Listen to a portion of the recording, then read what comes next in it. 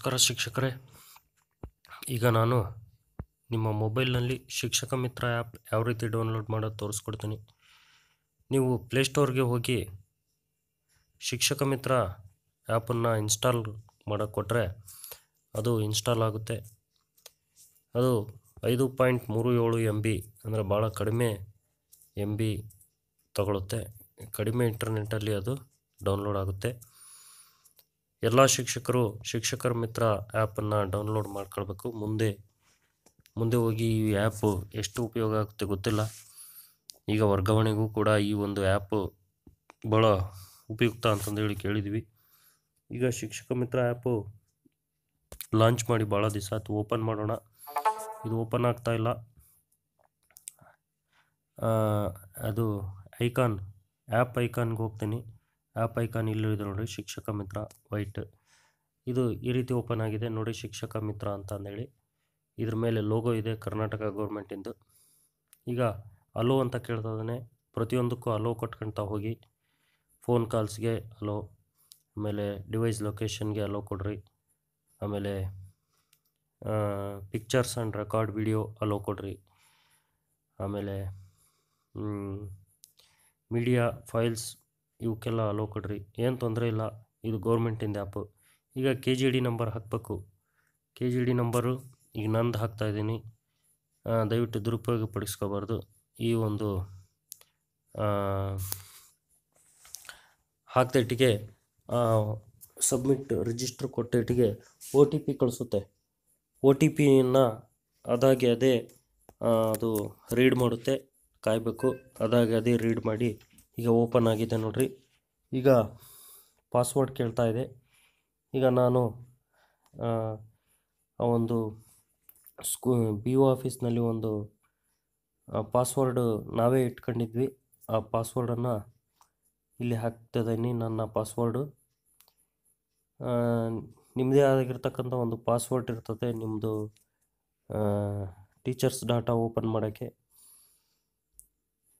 ಮೊದಲೆಲ್ಲ ನೀವು teachers data ಇದರಲ್ಲಿ ಕ್ರೋಮ್ನಲ್ಲಿ ಓಪನ್ ಮಾಡಿ, ಇಂಟರ್ನೆಟ್ಟಲ್ಲಿ ಓಪನ್ ಮಾಡಿ ಯಾವುದೋ ಒಂದು ಪಾಸ್ವರ್ಡ್ ಇಟ್ಕೊಂಡಿರ್ತೀರಿ, ಆ ಪಾಸ್ವರ್ಡನ್ನ ಹಾಕಿ ಲಾಗಿನ್ ಕೊಟ್ಟರೆ ಈ ರೀತಿ ಓಪನ್ ಆಗಿದೆ. ಈಗ ನನ್ನ ಒಂದು ಪ್ರೊಫೈಲ್ ಈ ರೀತಿ ಓಪನ್ ಆಗಿದೆ ನೋಡ್ರಿ.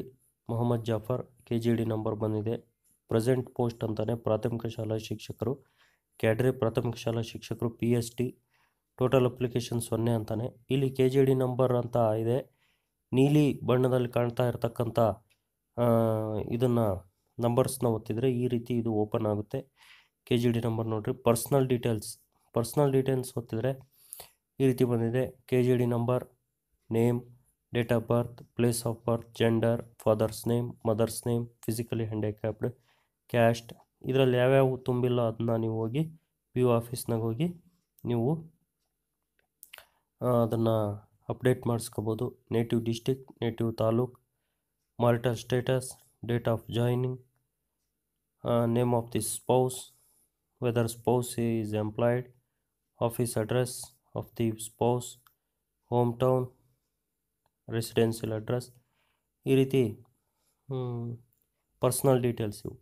ಆಮೇಲೆ present working office, institution details, place of work, school, ಎಲ್ಲಿ ವರ್ಕ್ ಮಾಡ್ತಾರೆ, GHPS Kodagnur, employee category, employee type, district, block, etcetera. Departmental exam details, ಇದು ನಾಟ್ ಡಾಟಾ ಅವೈಲೇಬಲ್ ಅಂತಾನೆ. ಅದರ್ ಡೀಟೇಲ್ಸ್ಗೆ whether probationary period has declared as effective date ಕೊಟ್ಟಿದ್ದಾನೆ. 2004ರಲ್ಲಿ probationary declare ಆಗಿದ್ದು. ನಂತರ qualification details SLC ಆಗಿದೆ, PUC ಆಗಿದೆ. SLCಲಿ first language Kannada, second language English, third language Hindi, medium English. PUC first language Kannada, second language English. ಆಮೇಲೆ ಗ್ರ್ಯಾಜುಯೇಷನ್ ಅಂತ BA/B.Ed ಆಗಿದೆ. ಅದು ಇದನ್ನು ಅಪ್ಡೇಟ್ ಮಾಡಿಸ್ಬೇಕಾಗಿದೆ, ಖಾಲಿ ಇದೆ. First language Kannada, second language English. Core, ಇತಿಹಾಸ, ಅರ್ಥಶಾಸ್ತ್ರ ಈ ರೀತಿ ಇವೆ. ಸಮಾಜಶಾಸ್ತ್ರ. ನೀವು ಇದನ್ನು ನಿಮ್ಮಲ್ಲಿ ಅಪ್ಡೇಟ್ ಆಗಿಲ್ಲ ಅಂದರೆ BO ಆಫೀಸ್ಗೆ ಹೋಗಿ ಅಪ್ಡೇಟ್ ಮಾಡಿಸ್ಕೋಬೇಕು. ನೆಕ್ಸ್ಟ್ ಸರ್ವಿಸ್ ಡೀಟೇಲ್ಸ್ ಇದೆ. ಸರ್ವಿಸ್ ಡೀಟೇಲ್ಸ್ ಓದ್ತಾನ. ಸರ್ವಿಸ್ ಡೀಟೇಲ್ಸಲ್ಲಿ office, school, district Davanagere, block Davanagere south, school ಹೆಸರು, ಡೆಸಿಗ್ನೇಷನ್ ಅಸಿಸ್ಟೆಂಟ್ ಮಾಸ್ಟರ್ ಬರಬೇಕು. ಗ್ರೂಪ್ ಎ ಅಥವಾ B, mode of posting, from date. ಇಲ್ಲಿ ಸರ್ವಿಸ್ ಡೀಟೇಲ್ಸ್, ಇಲ್ಲಿ ಯಾವ ಡೇಟಿಂದ ಯಾವ ಡೇಟ್ವರೆಗೆ ಇವ್ರು ಕೆಲಸ ಮಾಡಿದ್ದಾರೆ ಅಂತ. ಆಮೇಲೆ ಹಿಂದಿನ ಒಂದು ಶಾಲೆ ಯಾವುದು, ಹಿಂದಿನ ಶಾಲೆಯಲ್ಲಿ ಯಾವ ವರ್ಕ್ ಮಾಡಿದ್ರು ಅಂತ ಕೆಳಗಿದೆ ನೋಡಿರಿ. GHPS ಜೋಗೇಟ್ ಅಂತ ನಾನು ವರ್ಕ್ ಮಾಡಿದ್ದು. ಈ ರೀತಿ ಶಿಕ್ಷಕರ ಮಿತ್ರ ಆ್ಯಪನ್ನು ನೀವು ಡೌನ್ಲೋಡ್ ಮಾಡ್ಕೊಂಡು ಪ್ರತಿಯೊಂದನ್ನು ನೀವು ಚೆಕ್ ಮಾಡ್ಬೋದು.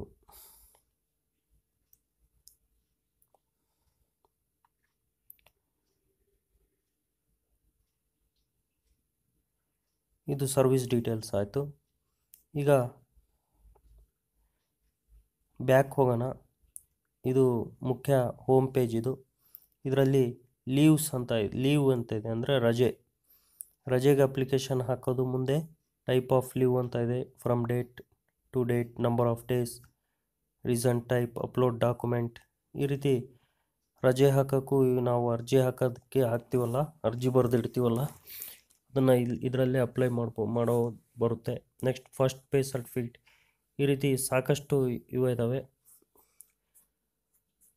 ಈಗ NOC ಫಾರ್ ಪಾಸ್ಪೋರ್ಟ್, ಅಂದರೆ ಪಾಸ್ಪೋರ್ಟ್ ಅಪ್ಲಿಕೇಶನ್ ಹಾಕೋಕ್ಕೆ ನಾವು NOC ತಗೊಳೋದಕ್ಕೆ ನಾವು ಅಪ್ಲಿಕೇಶನ್ ಹಾಕ್ಬೋದು.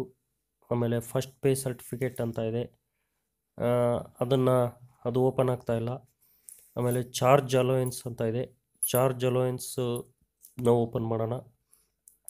ಚಾರ್ಜ್ ಅಲೋಯೆನ್ಸ್ನಲ್ಲಿ ರೂಲ್ 32 ಅಂತ ಇದೆ, ರೂಲ್ 68 ಇದೆ. ರೂಲ್ 32ನಲ್ಲಿ ಬೇಸಿಕ್ ಪೇ, ಆರ್ಡರ್ ಡೀಟೇಲ್ಸ್, ಈ ರೀತಿ ಸಾಕಷ್ಟು ಏನೇನೋ ಮಾಹಿತಿ ಇದೆ. ಇದು ಆಮೇಲೆ ನಾವು ಚೆಕ್ ಮಾಡ್ಕೊಳ್ಳೋಣಂತೆ. ಆಮೇಲೆ ರೂಲ್ 68 ಅಂತ ಇದೆ, ಅದನ್ನು ಒತ್ತಿದರೆ ಅದು ಕೂಡ ಸಾಕಷ್ಟು ಮಾಹಿತಿಯನ್ನು ಕೇಳ್ತಾ ಇದೆ, ಅದನ್ನು ಕೂಡ ನೀವು ಇದು ಮಾಡ್ಬೋದು. ನೆಕ್ಸ್ಟ್ ಫಿಸಿಕಲ್ ಹ್ಯಾಂಡಿಕ್ಯಾಪ್ ಅಲೋಯೆನ್ಸ್ ಅಂತ ಇದೆ, ಅದನ್ನು ಒತ್ತೋಣ. ಇಲ್ಲಿ ಫಿಸಿಕಲಿ ಹ್ಯಾಂಡಿಕ್ಯಾಪ್ಡು ಅನ್ನೋರು ಇದಕ್ಕೆ ಏನೇನು ಬೇಕೋ ಅದು ಮಾಹಿತಿ ತುಂಬಿ ಅಪ್ಲೋಡ್ ಮಾಡಬೇಕು. ನಂತರ ಸಬ್ಮಿಟ್ ಕೊಡಬೇಕು ಈ ಹ್ಯಾಂಡಿಕ್ಯಾಪ್ಟ್ ಇರೋರು. ನಂತರ ಬ್ಯಾಕ್ ಹೋಗೋಣ. Name of the doctor, designation office address ಅಂತ ಇದೆ. ಆಮೇಲೆ ಸ್ಮಾಲ್ ಫ್ಯಾಮಿಲಿ ನಾರ್ಮ್ಸ್ ಅಲೋಯೆನ್ಸ್ ಅಂತ ಇದೆ. ಯಾರು 1 ಮಗು ಅಥವಾ 2 ಮಗು ಮಾಡ್ಕೊಂಡಿರ್ತೀರಿ ಅವರು ಇದಕ್ಕೆ ಅಪ್ಲಿಕೇಶನ್ ಹಾಕ್ಬೋದು. ಅವ್ರಿಗೆ ಒಂದು ಸ್ಪೆಷಲ್ ಇನ್ಕ್ರಿಮೆಂಟ್ ಕೊಡ್ತಾರೆ, ಅದಕ್ಕೆ ಇದೆಲ್ಲ ತುಂಬಿ ಅದನ್ನು ಸಬ್ಮಿಟ್ ಮಾಡಬೇಕು. ಆಮೇಲೆ ಈಗಾಗಲೇ ಇನ್ಕ್ರಿಮೆಂಟ್ ಇರೋರು ಮತ್ತೆ ಯಾಕೆ ಸುಮ್ಮನೆ ಅಪ್ಲಿಕೇಶನ್ ಹಾಕೋದು ಬೇಡ, ನೋಡೋಣ ಈ ಒಂದು ಇದರಲ್ಲಿ ಏನೇನಿದೆ ಅಂತ. ಆಮೇಲೆ ಜನರಲ್ ಪ್ರಾವಿಡೆಂಟ್ ಫಂಡ್ ಅಂತ ಇದೆ, GPF application is already submitted ಅಂತ ಬಂದಿದೆ GPFಗೆ. ಆಮೇಲೆ ಫೆಸ್ಟಿವಲ್ ಅಡ್ವಾನ್ಸ್ ಅಂತ ಇದೆ, ಫೆಸ್ಟಿವಲ್ ಅಡ್ವಾನ್ಸ್ಗೆ ಏನೇನು ಬೇಕು ಅದಕ್ಕೆಲ್ಲ ಮಾಹಿತಿ ಹಾಕ್ಬಿಟ್ರೆ ನಾವು ಫೆಸ್ಟಿವಲ್ ಅಡ್ವಾನ್ಸ್ ನೋಡಿರಿ, ಅಮೌಂಟ್ 10,000 ಕೊಡ್ತಾರೆ festival advance. Extra qualifying service for pension benefits ಅಂತಾನೆ, permission to apply for other post. ಈಗ ನೋಡಿರಿ ಪೆನ್ಷನ್ ಬೆನಿಫಿಟ್ಸ್ಗೆ ಏನೇನು ಹಾಕಬೇಕು, ಏನೇನು ಮಾಹಿತಿ ಅದನ್ನೆಲ್ಲ ನಾವು ಫಿಲಪ್ ಮಾಡಬೇಕಾಗುತ್ತೆ. ಇದು ಯಾವ ಸಂದರ್ಭಕ್ಕೆ ಬೇಕು ಆ ಸಂದರ್ಭಕ್ಕೆ ನಾವು ಇವನ್ನ ಅಪ್ಲಿಕೇಶನ್ ಹಾಕೋಕ್ಕೆ ಇರುತ್ತೆ. ಎಲ್ಲರೂ ಶಿಕ್ಷಕ ಮಿತ್ರ ಇದು ಡೌನ್ಲೋಡ್ ಮಾಡ್ಕೊಂಡು ಇವನ್ನೆಲ್ಲ ಚೆಕ್ ಮಾಡ್ಕೋಬೋದು. ಮೊದಲೇ ನಿಮ್ಮ KGD ನಂಬರ್ ಹಾಕಿರಿ, ಆಮೇಲೆ OTP ಬರುತ್ತೆ, OTP ವೆರಿಫೈ ಮಾಡಿರಿ, ನಿಮ್ಮ ಒಂದು ಲಾಗಿನ್ ಆಗಿರಿ ಪಾಸ್ವರ್ಡಿಂದ. ಆದರೆ ನೀವು ಸುಲಭವಾಗಿ ಇದು ಮಾಡ್ಬೋದು. ಆಮೇಲೆ ಇಲ್ಲಿ ಫೋಟೋನ ಅಪ್ಲೋಡ್ ಮಾಡಿಸ್ಬೋದು. ಯಾವುದಕ್ಕೂ ನಿಮ್ಮ BO ಆಫೀಸ್ಗೆ ನೀವು ಭೇಟಿ ಕೊಟ್ಟು ಅದನ್ನು ನಿಮ್ಮ ಪ್ರತಿಯೊಂದು ಮಾಹಿತಿಯನ್ನು ಸರಿ ಮಾಡ್ಕೊಳ್ಳಿ. ವರ್ಗಾವಣೆಗೆ ಮುಂಚೆ ನೀವೆಲ್ಲವನ್ನು ಅಪ್ಡೇಟ್ ಮಾಡಿಸ್ಕೊಳ್ರಿ. ವರ್ಗಾವಣೆ ಈಗ ಯಾವಾಗ ಅಪ್ಡೇಟ್ ಮಾಡೋಕ್ಕೆ ನಿಮ್ಮ ವಾಟ್ಸಪ್ನಲ್ಲಿ ನಿಮಗೆ ಮೆಸೇಜ್ ಬರುತ್ತೋ ಆವಾಗ ಈ ಒಂದು ಆ್ಯಪ್ನಲ್ಲಿ ನೋಡ್ಕೊಂಡು ನಿಮ್ಮ ಒಂದು ಮಾಹಿತಿಯನ್ನು ಅಪ್ಡೇಟ್ ಮಾಡ್ಕೊಳ್ಳಿ. ಆಮೇಲೆ ಮೇಲೆ ಇರ್ತಕ್ಕಂಥ 3 ಚುಕ್ಕಿಯನ್ನು ಮುಟ್ಟಿದಾಗ ಈ ರೀತಿ ಆಪ್ಷನ್ಸ್ ಬಂದಿವೆ. ಇಲ್ಲಿ ಅವೇ ಆಪ್ಷನ್ಸ್ ಬಂದವೆ. ಇದರಲ್ಲಿ ಕೆಲವು ನಾವು ಲಾಗೌಟ್ ಮತ್ತು ಚೇಂಜ್ ಪಾಸ್ವರ್ಡ್ ಅಂತಂದೇಳಿ ಈ ಒಂದೆರಡು ಹೊಸವು ಈ ಆಪ್ಷನ್ಸ್ ಕೊಟ್ಟಿದ್ದಾನೆ. ಈ ರೀತಿ ನೀವು ನಿಮ್ಮ ಒಂದು ಮೊಬೈಲ್ನಾಗೆ ಶಿಕ್ಷಕ ಮಿತ್ರವನ್ನು ಆ್ಯಪನ್ನು ಡೌನ್ಲೋಡ್ ಮಾಡ್ಕೊಂಡು ಉಪಯೋಗ ಮಾಡ್ಕೊಳ್ಳಿ ಶಿಕ್ಷಕರೇ. ಚಾನಲ್ಗೆ ಸಬ್ಸ್ಕ್ರೈಬ್ ಆಗಿ.